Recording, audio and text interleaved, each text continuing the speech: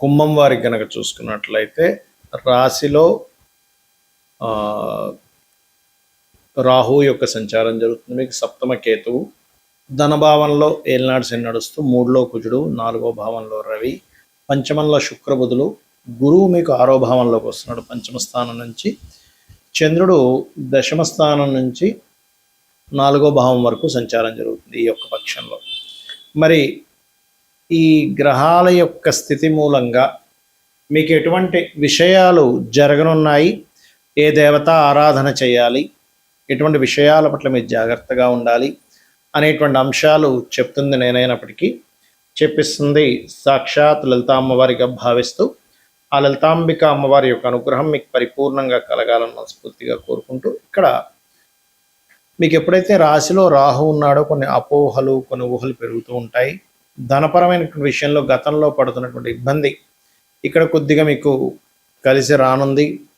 3లో కుజుడు ఉన్నాడు. 3లో కుజుడు ఎప్పుడైతే ఉన్నాడో, ఈ కుజగ్రహం ఏదైతే 3లో ఉంటుందో కొద్దిగా మీకు ఏదైతే మీరు ప్రయత్నం చేస్తుంటారో అంటే కొన్ని ప్రయత్నాలకు సఫలీకృతం అవుతూ ఉంటుంది కుజుడు ఎప్పుడైతే 3లో ఉన్నాడో. మరియు 4లో ఉన్నటువంటి రవి ప్రత్యేకంగా ఈ 4వ భావం అనేటువంటిది ఏదైతే ఉందో, ఈ 4వ భావంలో రవి ఎప్పుడైతే ఉన్నాడో ఈ కొంచెం గవర్నమెంట్ సంబంధించిన కొన్ని క్వార్టర్స్ అనుకోండి, లేకపోతే కొద్దిగా ఏదైనా వస్తువులు కొనుగోలు చేసే విషయంలో కూడా కొద్దిగా జాగ్రత్తగా ఉండాలి. చెప్పాలంటే వస్తువులు, వాహనాలు ఇలాంటివి కొనుగోలు చేసేటప్పుడు సంతానం కోసం చేసే ప్రయత్నం ఫలిస్తుంది. కొత్త స్నేహితులు ఏర్పడతారు. సినిమా ఫీల్డ్లో ఉండేటువంటి వారికి కొత్త అవకాశాలు వస్తాయి. జాబ్ సంబంధించిన విషయంలో కూడా ఈ fashion related, marketing related job, banking related సంబంధించినటువంటి జాబ్ సంబంధించిన యోగాలు కూడా కలగనున్నాయి. కాకపోతే ఇక్కడ మీకు సప్తమ స్థానంలో ఎప్పుడైతే కేతు ఉన్నాడో ఈ వివాహ సంబంధించినటువంటి విషయాల పట్ల కొంత జాగ్రత్త వహిస్తూ ఉండండి. కొత్త ఉద్యోగ అవకాశాలు వస్తాయి. సంతానం కోసం చేసే ప్రయత్నం కూడా ఫలిస్తుంది. 1వ తేదీ ఎట్టి పరిస్థితుల్లో మీరు ఉద్యోగం విషయంలో తొందరపాటు నిర్ణయాలు తీసుకోకండి. మరియు 7, 8 తేదీలు రుణం ఇవ్వడం తీసుకునే విషయంలోని, మరియు 9, 10 తేదీలు ధన సంబంధించినటువంటి అంశాలలో కాస్త జాగ్రత్త వహించండి. ఇక మీరు నిత్యము చేయవలసినటువంటి దేవత ఆరాధన ఏమిటి అని చెప్పి చూసుకున్నట్లయితే విష్ణు సహస్రనామాలు, లలితా సహస్రనామాలు ఎక్కువగా చేయండి. మీకు అన్ని విధాలా బాగుంటుంది. మనకి ఈ గోచారంలో ఉండే గ్రహాల మూలంగా కూడా ఇప్పుడు చూడండి, సర్వసాధారణంగా మే ఎండింగ్ కల్లా అయిపోతుంది మనకి ఇప్పుడు కూడా ఎండాకాలం అనేటువంటిది. జూన్ నుంచి చాలా చల్లగా ఉంటుంది. కానీ ఈసారి అలా ఉండదు. ఆల్మోస్ట్ మే 23 తేదీ వరకు కూడా కుజుడు మేషంలో ఉన్నంత కాలము కూడా వేడి అనేటువంటిది ఎక్కువగా ఉంటుంది. గుర్తుపెట్టుకోండి, ఎండ తీవ్రత ఎక్కువగా ఉంటుంది. ఈసారి ఉండేటువంటి ప్లానటరీ పొజిషన్స్ వేరు.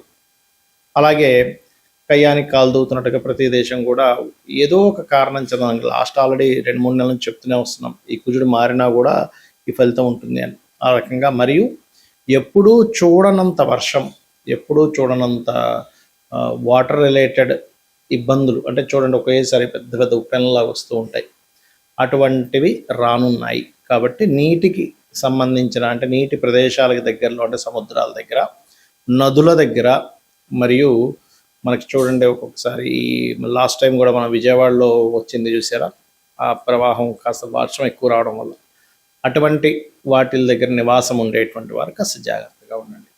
మరియు నీటి మూలంగా కూడా వచ్చే వైరస్లు ఉన్నాయి కాబట్టి కాస్త కాచి చల్లార్చిన నీరు తాగుతూ ఉండండి. ఇక ఇక్కడ గోల్డ్ రేట్ అనేటువంటిది ఒక 1 year వరకు ఫ్లక్చువేషన్ అనేటువంటిది అవుతూనే ఉంటుంది, పెరుగుతుంటుంది, తగ్గుతుంటుంది. ఈ యొక్క ఇదైతే ఉంది క్లియర్గా. ఇక మరొక విషయం ఏంటంటే, ఒక రాజకీయ నాయకుడికి అతని పదవి మీద కొంత ఇబ్బంది పడే యోగం ఉంది, చాలా సీనియర్ రాజకీయ నాయకుడికి. ఎందుకంటే ఇక్కడ ఉండేటువంటి రవి ఉండే స్థితి, రవి రాశుల్లో ఉండే కేతు స్థితి ఉంది కాబట్టి రాజకీయ నాయకులు కొద్దిగా జాగ్రత్తగా ఉండాలి. ఇక్కడ ఎప్పుడు కూడా గోచారంలో మనకి గ్రహాల యొక్క మార్పుల వల్ల మన జన్మజాతకంలో ఉండేటువంటి ఏవైతే భావం ఉంటుందో ఆ భావం యాక్టివ్ అవ్వడము లేదా డియాక్టివ్ అవ్వడం అనేటువంటిది జరుగుతూ ఉంటుంది. అయితే ఎప్పుడు కూడా గోచార ఫలితం ఒక 10 to 15% అనుకుంటే మీ పర్సనల్ చార్ట్, ఎందుకంటే మీరు పూర్వజన్మల్లో ఎటువంటి మంచి కర్మలు చేశారో తద్వారా జననం, ఎటువంటి మనకు తెలుసో తెలియక కొన్ని అజ్ఞానంలో కొన్ని కర్మలు చేస్తుంటాం, తద్వారా కొన్ని ఇబ్బందులు పడుతూ ఉంటాం. కాబట్టి ఎప్పుడు కూడా మీరు గుర్తుపెట్టుకోండి, మీ పర్సనల్ చార్ట్నే ఇక్కడ చూసుకోవాలి. అంటే మీ లగ్నం ఎలా ఉంది, లగ్నాన్ని బట్టే మనిషి యొక్క తత్వం ఉంటుంది. మీ ధనాధిపతి ఎలా ఉన్నాడు, అంటే మీకు ఏ మార్గంలో ధనం ఉంది, ఎప్పుడు మీకు ధనయోగం బాగా ఉంది, ఎప్పుడు కొంచెం ఇబ్బందికరంగా ఉంది అనేటువంటి విషయం చూసుకోవాలి, గుర్తుపెట్టుకోండి ధన సంబంధించిన విషయంలో. అదేవిధంగా మీరు తీసుకునేటువంటి నిర్ణయాలు ఎలాంటివి, అంటే మీరు ఒక ప్రయత్నం చేస్తున్నారు, ఆ ప్రయత్నం ఎందుకు అవ్వట్లేదు అసలు, అంటే ఒక్కొక్కసారి ఏమవుతుందంటే ప్రయత్న స్థానము ఫ్రూట్ఫుల్గా ఉండదు. అంటే మీరు ఒక ప్రయత్నం చేస్తుంటే ఆ ప్రయత్నం ముందుకు వెళ్ళడానికి అది సహకరించదు. దాన్ని మూడవ భావము అంటారు. ధైర్యము, సాహసము, దారిద్రము, పరాక్రమం ఇవన్నీ మూడవ భావంలో ఉంటాయి.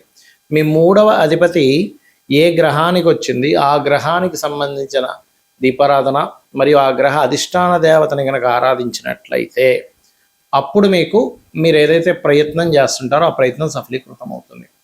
అలాగే మనకి జ్యోతిష్శాస్త్రపరంగా గ్రహాలు ఎలా అయితే మనల్ని సేవ్ చేస్తూ ఉంటాయో అదే విధంగా మనకి ప్రత్యేకంగా చుట్టూ ఉన్నటువంటి, అంటే మనం ఎక్కడైతే నివసిస్తుంటామో ఆ నివాసం ఉంటున్నటువంటి ఇంట్లో 16 జోన్స్ ఏవైతే ఉంటాయి, 16 జోన్స్, ఆ 16 జోన్స్ కూడా మనల్ని రూల్ చేస్తూ ఉంటాయి. అక్కడ కూడా నవగ్రహాలు ఉంటాయి కాబట్టి నవగ్రహాలు, అష్టదిక్పాలకులు వీళ్ళందరూ ఉంటారు కాబట్టి వాటి యొక్క ఎనర్జీస్ కూడా మన మీద పనిచేస్తూ ఉంటుంది.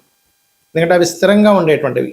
ఒక ఇంట్లో మనం వెళ్ళామంటే అక్కడ ఉండే దోషం స్థిరంగా పెరుగుతూ ఉంది అలా అన్నమాట. కాబట్టి మీరు ఒక గృహం తీసుకునేటప్పుడు ఏ డైరెక్షన్లో ఉండేటువంటి గృహాన్ని మీరు తీసుకోవాలి. అన్ని డైరెక్షన్స్ మంచివే, గుర్తుపెట్టుకోండి. ఇక్కడ తూర్పు, పడమర, ఉత్తర, దక్షిణము, ఆగ్నేయము, వాయువ్యము, అదేవిధంగా ఈశాన్యము, అన్నీ మంచివే. 16 డైరెక్షన్స్ మంచివే. కాకపోతే ఇక్కడ ఏంటంటే మీకు ఏ డైరెక్షన్ పనిచేస్తుంది ఈజ్ మోస్ట్ ఇంపార్టెంట్. ఇది ప్రధానంగా గుర్తుపెట్టుకోండి. అదేవిధంగా మరొక విషయం ఏంటంటే ఇక్కడ మీకు సంతాన అభివృద్ధి ఎందుకు లేదు, సంతానం అభివృద్ధి అవ్వాలంటే ఏం చేయాలో కూడా మీ జాతకంలో ఉంటుంది. అదేవిధంగా మీరు రుణరోగ శత్రు బాధలు ఎలా తగ్గుతాయి, అసలు వివాహ యోగం ఎప్పుడుంది, ఎలాంటి వ్యక్తితో ఉంది, ఏం చేస్తే వివాహ యోగం కలుగుతుంది, అది సిన్సియర్గా చేయగలగాలి. ఒక మంత్రం చెప్పాము వివాహం అవ్వడానికి, ఓం కామేశబద్ధ మాంగళ్య సూత్రశోభిత కందరాయ నమః అని. 2 రోజులు చేసి మానేసి మళ్ళీ వారం రోజుల తర్వాత మళ్ళీ మొదలుపెట్టి మళ్ళీ మానేసి 2 రోజులు చేసి అలా చేస్తే మీకు ఎక్కడా కూడా ఫలితం రాదు, గుర్తుపెట్టుకోండి. చిన్న ఎగ్జాంపుల్, జిమ్కి వెళ్తేనే రెగ్యులర్గా వెళ్ళాలి. ఒక 2 సంవత్సరాలు వెళ్తే మీ బాడీ ఫిట్ అవుతుంది. అలాంటిది మీరు మంత్రము ఎలా పనిచేస్తుంది, 2 రోజులు చేసి మానేసి మళ్ళీ 3 రోజులు చేసి మానేస్తే పనిచేయదు. రెగ్యులర్గా రోజు చేసేటువంటి మంత్ర సాధన మీకు చక్కటి ఫలితాలను ఇస్తుంది, గుర్తుపెట్టుకోండి. అలాగే మరొక విషయం ఏంటంటే ఇక్కడ గమనించినట్లయితే మీరు ఎప్పుడూ కూడా మీ జాతక చక్ర రీత్యా, అంటే మీ యొక్క దీని పరంగా చూసుకుంటే ఎప్పుడు కూడా గుర్తుపెట్టుకోండి, మీ లైఫ్లో ఒక మంచి దశ అనేటువంటిది ఉంటుంది. ఆ మంచి మహాదశ ఎప్పుడుంది, మంచి అంతర్దశ ఎప్పుడుంది, అప్పుడు ఎక్కడా కూడా మనం రెస్ట్ తీసుకోకుండా పని చేయగలగాలి. అది అసలు మీకు ఆ సమయం అనేటువంటిది ఏదైతుందో మీరు రెగ్యులర్గా సంపాదించే దానికంటే ఒక 10 టైమ్స్ ఇచ్చే టైం అంటారు దాన్ని, మహాదశ. అది ఒక్కొక్క లగ్నానికి ఒక్కొక్క గ్రహం ఇస్తూ ఉంటుంది. ఒక్కొక్కసారి కొంతమందికి 2-3 దశలు బాగా కలిసి వస్తాయి, కొంతమందికి ఒక్క దశ కూడా కలిసి రాకపోవడం, కొంతమందికి లైఫ్ లాంగ్ అద్భుతంగా ఉండడం, కానీ కొంతమందికి 1-2 దశలు కలిసి రావడం జరుగుతుంది. అదేంటో పట్టుకోగలగాలి. లేదా ఇప్పుడు నడుస్తున్నటువంటి మహాదశ బాగా యోగించాలంటే ఏం చేయాలో పట్టుకోగలగాలి. అంటే ఎలా చేసుకోవాలి, ఇప్పుడు నడుస్తున్న మహాదశ నాథుడు ఎంత పర్సంటేజ్ మనకు ఫేవర్ చేస్తున్నాడు, ఒక 20%, 30%, 40%, 50%, లేకపోతే 70% అనేది ఉంటుంది, 80%, 90%. ఇప్పుడు మిగిలింది ఎందుకు అక్కడ మనకి యోగించట్లేదు, దానికి సంబంధించినటువంటి రెమెడీ ఏం చేసుకోవాలి, చిన్న చిన్న దానాలతోని, ఒక మంత్రంతోని దాన్ని అధిగమించవచ్చు. సో ఇవన్నీ చేస్తూ అమ్మవారి అనుగ్రహాన్ని మీరు పరిపూర్ణంగా పొందాలని మనస్ఫూర్తిగా కోరుకుంటూ శ్రీమాత్రే నమః.